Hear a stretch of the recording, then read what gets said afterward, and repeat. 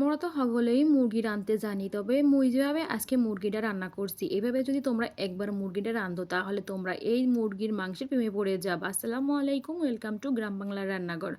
চলে এলাম নতুন আরেকখান রেসিপি শেয়ার করার জন্য তোমাদের সাথে। আর এটা হলো দেশি মুরগি আলু দিয়ে পাতলা ঝোল রান্না করছিলাম, সেই রেসিপি শেয়ার করবো তোমাকে লইগিয়া। আর খুবই ইজি প্রসেসে হাতে মাখাইয়া মাংসটাকে আমি আজকে রান্ধব। এটা কোনো কষাই মানে কোনো কষাকষি হবে না, পুরা হাতে মেরিনেট করে সমস্ত মশলা দিয়ে মুই ভালো করে রানমু। তা চলে যায় মূল প্রসেসে। আমাকে মুই মুরগাটা ভালো করে কাইটে ধুয়ে পরিষ্কার করে লইছি। দেখতেই পাচ্ছ একটা কড়াইয়ের মধ্যে মানে তাগারির মধ্যে যাও একটা কিছু হইবে আনে। এখন দিলাম গরম মশলা মানে ওই সাল এলাইচি হবে আর কি।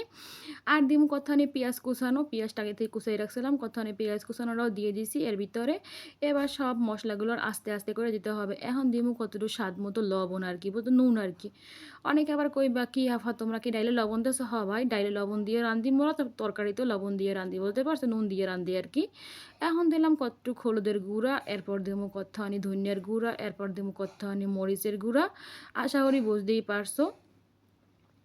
মরিচের গুঁড়া দিমু, হ্যাঁ, এরপর সব বাটা মশলাগুলো অ্যাড করে দিমু। আজকে আমি অল্প কিছু বাটা মশলা দিয়ে এখানে কিন্তু রানমু। আর এখানে মরিচটা একটু ঝাল ঝাল বেশি, এর জন্য মুই কিন্তু এখানে প্রায় 1.5 চামচের মতো মরিচের গুঁড়ো দিছি। আর এখন দিলাম 1.5 চামচের মতো আদা রসুন বাটা পেস্ট আর কি, বলতো বাটাটা আর কি, বলতে পারছো তোমরা। তোমরা বেলেন করাও দিতেও পারো বা পাড়ায় বাটা হেটাও দিতে পারো, বুঝতে পারছো। এরপর যা দিয়ে দিমু কতখানি তেল। দেশি মুরগিতে প্রচুর পরিমাণে তেল থাকে, এর দিনে মুই তেলটা একটু কম দিলাম, বুঝতে পারছো। এবার দিলাম বড় বড় ফালি হয়ে আলুগুলো কাটিয়ে রাখছিলাম, ওই আলুটু এখন অ্যাড করে দিলাম। এখন ভালো হয়ে কসলাই কসলাই মাখতে হইবে।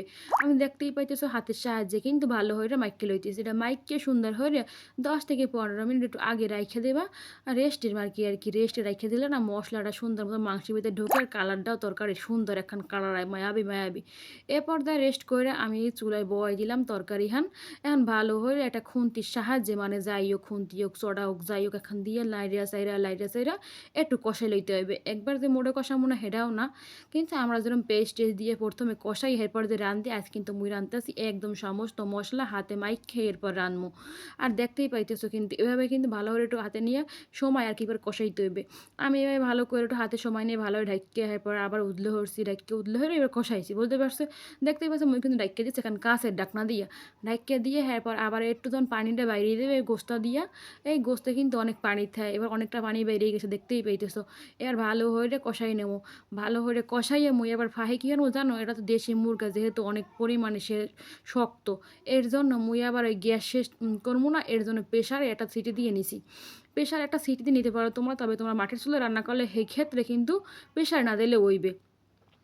আমি কিন্তু এরারে ভালো হইরে প্রেশারে একটা সিটি দিয়ে লইছি, এরপর ঢালিয়ে রইছি কড়ার ভিতরে। দেখতেই পাইতেছো গোস এবং আলু সকল কিন্তু সেদ্ধ হয়ে গেছে, একদম নরম হয়ে গেছে। আর খুবই একদম মাত্র 10 থেকে 15 মিনিট সময় থাকলে এই গোস্তের সালুনঠান রান্ধা যায়। খুবই সময় কম লাগে এবং খাইতে দুর্দান্ত টেস্টি এবং মজাদার এবং লোভনীয় হইবে। এরপর যাই কতখানি জিরা টাইলে গুঁড়ো হয়ে লইছিলাম আমি, এই টালা গুঁড়োহানি দিয়ে দিলাম। খুব সুন্দর একটা রেসিপি শেয়ার করলাম। ভালো থাকবা, সুস্থ থাকবা।